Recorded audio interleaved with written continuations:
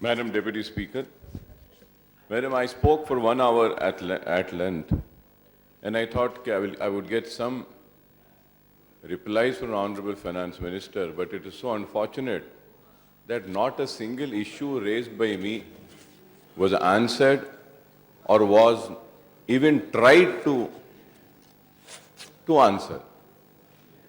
If it had been an incomplete answer, I would have been said, okay, fine, some answer has been given. So, Madam, I would like to have some few clarifications. Akbar भाई आप उर्दू तेलुगु नहीं समझते ना, इसीलिए नहीं समझे होंगे। नहीं सर, I have आपका जो पॉइंट्स रेज किया था वो तेलुगु में सवाल लिया था, इसलिए आपको Madam Deputy Speaker,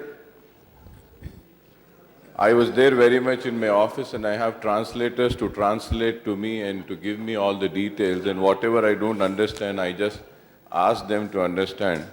Anyway, if Honorable Minister Saab says that yes, he has answered to all my questions, well and good. I will not go into a confrontation or a fight in that. But I would like to just point out that there are two significant facts about the budget in 2016 and 17. Firstly, the budget, like the previous two budgets of 14 and 15, 15, 16, was ambitious research target which may prove elusive to realize. Secondly, this budget does not provide funds for two key schemes of the government, namely Mission Bhagirath and two-bedroom housing, which are to be financed through extra budgetary resources.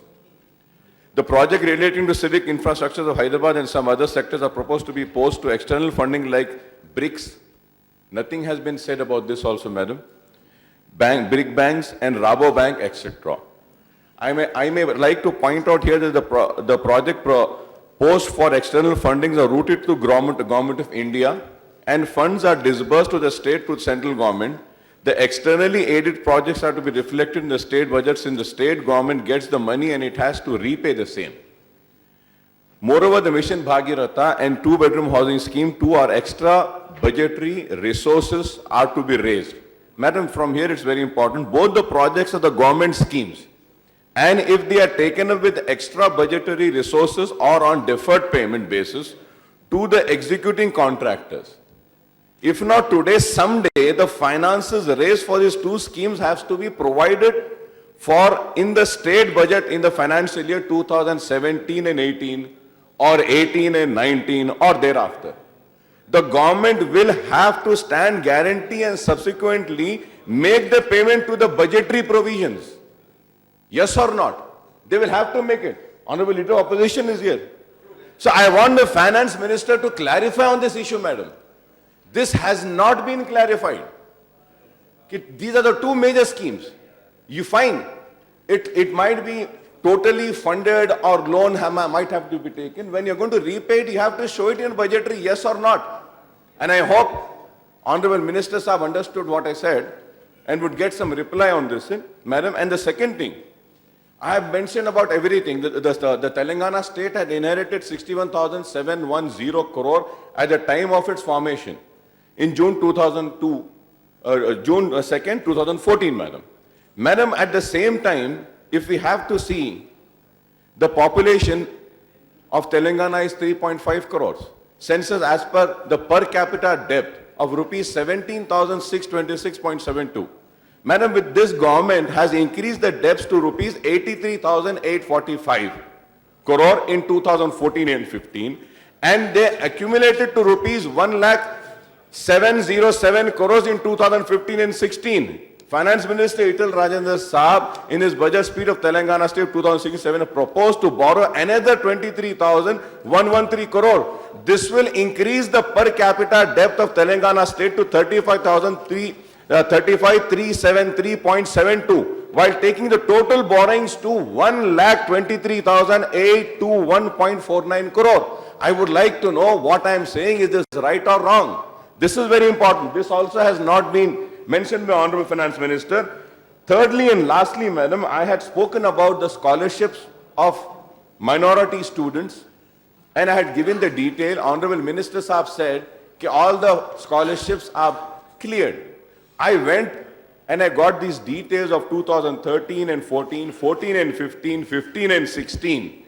Not a single paisa has been cleared for not a single student.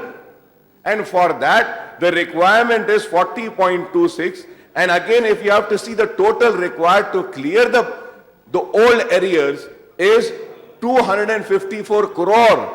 Kindly release this. Nothing has been said about this also.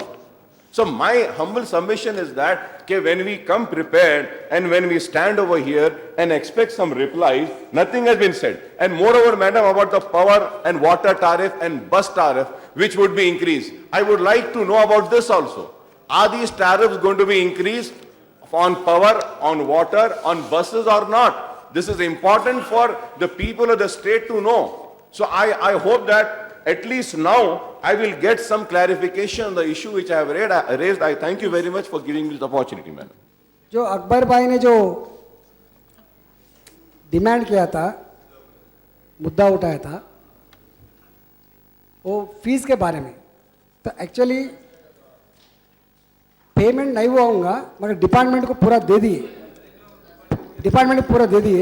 2015-16 में जो MTF था उसमें 150 crore rupees ही दिया था, 150 crore 2015-16। RTF में एक पैसा भी ये साल में नहीं दिया था।